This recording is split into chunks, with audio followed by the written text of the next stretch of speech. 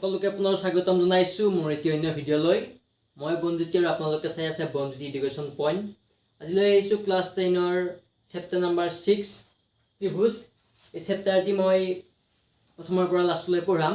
সব ভিডিঅ'টি মোৰ লগত কণ্টিনিউ কৰি যাওক। মেইনলি ত্ৰিভুজ কাক বোলে আমি ত্ৰিভুজৰ সংজ্ঞাটি জানিব লাগিব। ত্ৰিভুজৰ সংজ্ঞাটি এনেধৰণৰ, তিনিটা বাহুৱা আগুৰা সমতল ক্ষেত্ৰকে কি বোলে ত্ৰিভুজ বোলে। অৰ্থাৎ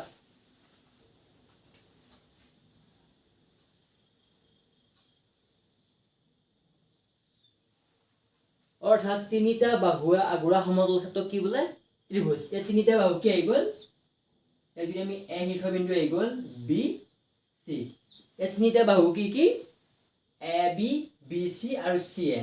ইয়াৰ লগতে আমি জানো যে ত্ৰিভুজৰ তিনিটা কোণৰ মাপৰ সমষ্টি কিমান 180 ডিগ্ৰী হয়। অৰ্থাৎ angle A plus angle B plus angle C equal to কিমান 180।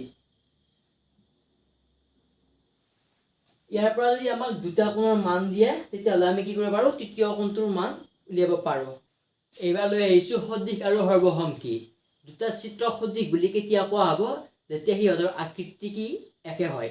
অৰ্থাৎ ইয়াত আমি কি লৈছোঁ, দুটা বৃত্ত লৈছোঁ। এইটো এটা বৃত্ত, এইটো এটা বৃত্ত। ইহঁতৰ কি আকৃতিটো কি বৃত্ত, কিন্তু ইহঁতৰ আকাৰ কি একে সমান নহয়। এইটো বৃত্ত সৰু, এইটো বৃত্ত কি ডাঙৰ। ঠিক একেদৰে ইয়াত এ বি চি এটা ত্ৰিভুজ, আন এটা এক্স ৱাই জেড এটা কি ত্ৰিভুজ। ইহঁতৰ কি আকৃতিটো ত্ৰিভুজৰ, কিন্তু আকাৰটো কি এটা সৰু এটা ডাঙৰ।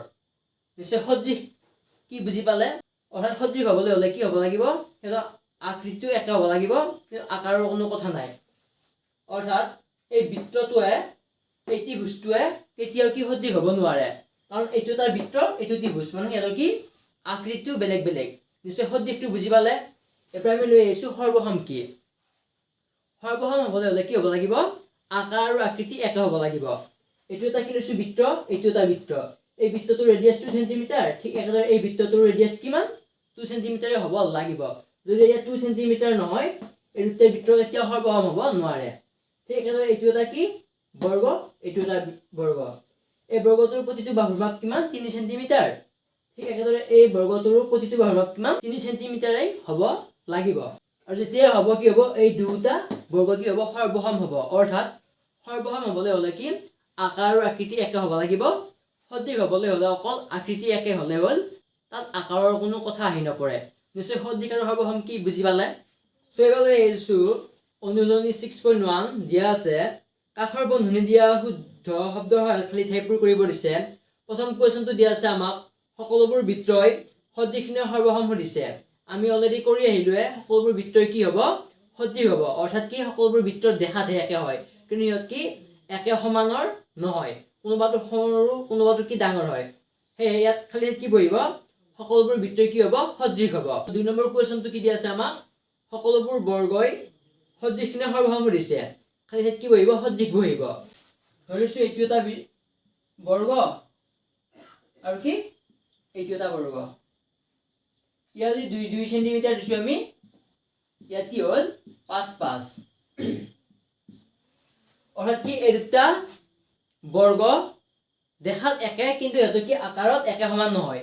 সেয়ে কি সকলো বৰ্গই সদৃশহে হ'ব, সৰ্বসম কেতিয়াও নহয়। 3 নম্বৰ কুৱেশ্যন কি দিয়া আছে আমাক, সকলো দেশ দিয়া আছে ত্ৰিভুজ সদৃশ। ইয়াত অপশ্যন দিয়া আছে সমদ্বি বাহু আৰু সমবাহু। খালি ইয়াত কি বহিব, সমবাহু ত্ৰিভুজ বহিব। সকলো সমবাহু ত্ৰিভুজ কি হ'ব সদৃশ হ'ব। ইয়াত অপশ্যনত কিন্তু সমদ্বি বাহু ত্ৰিভুজ নবহে। কিয় নবহে মই দেখুৱাই দি আছোঁ। আমি দুটা সমদ্বি বাহু ত্ৰিভুজ লৈ লৈছোঁ।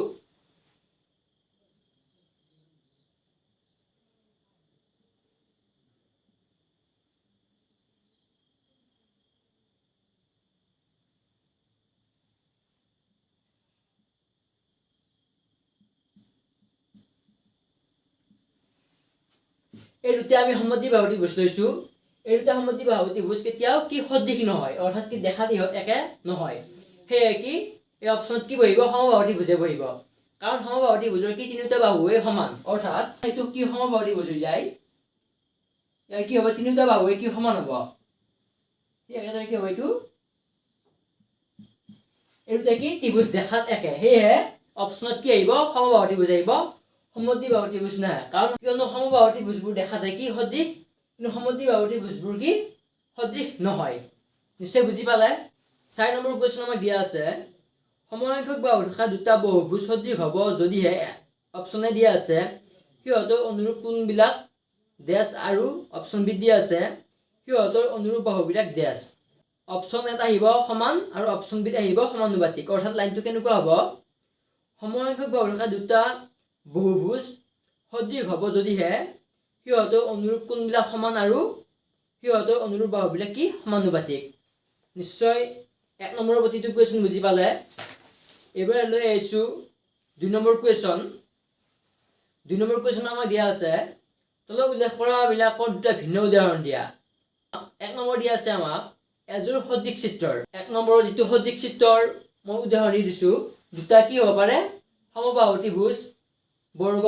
দুটা বৃত্ত এইবোৰ কি সদৃশ চিত্ৰৰ উদাহৰণ এযোৰ অসদৃশ চিত্ৰৰ উদাহৰণ দিছে এটা বৃত্ত এটা ত্ৰিভুজ কেতিয়াও কি সদৃশ নহয় এটা আয়ত এটা ত্ৰিভুজ কেতিয়াও কি সদৃশ নহয় নিশ্চয় 2 নম্বৰ কোৱেশ্চন বুজি পালে বা 3 নম্বৰ কোৱেশ্চন আমাক সুধিছে তলত দিয়া চতুৰ্ভুজ দুটা সদৃশ হয় নে নহয় উল্লেখ কৰা সদৃশ হ'বলৈ কি হ'ব লাগিব আমাৰ আকৃতিটো একা হ'ব লাগিব আকাৰৰ কোনো কথা নাই অৰ্থাৎ কি দেখাত একা হ'ব লাগিব কিন্তু ইয়াৰ আকাৰ মানে কি সৰু হ'ব পাৰে ডাঙৰ হ'ব পাৰে কিন্তু এই সদৃশ হয় নে এইটো কাৰণ এটা যদি চাও আমি কি ৰম্বাস হৈ আছে আনটো কি বৰ্গ ৰম্বাস আৰু বৰ্গ কেতিয়াও কি সদৃশ নহয় হে ইয়াৰ উত্তৰ কি হ'ব সদৃশ নহয় নিশ্চয় অনুলনি 6.1 বুজি পালে সো আজি ভিডিওটি ইমানে আছিলে কেনেকুৱা পাই জনাব যদি ভাল লাগে লাইক কমেন্ট শেয়াৰ কৰি দিব বুজি পাইছে না কমেন্ট কৰি জনাব সো নেক্সট মই পাৰ্ট লৈ আহি আছো সো আজিলৈ আহিছো ইমানতে বাই বাই শুভৰাত্ৰি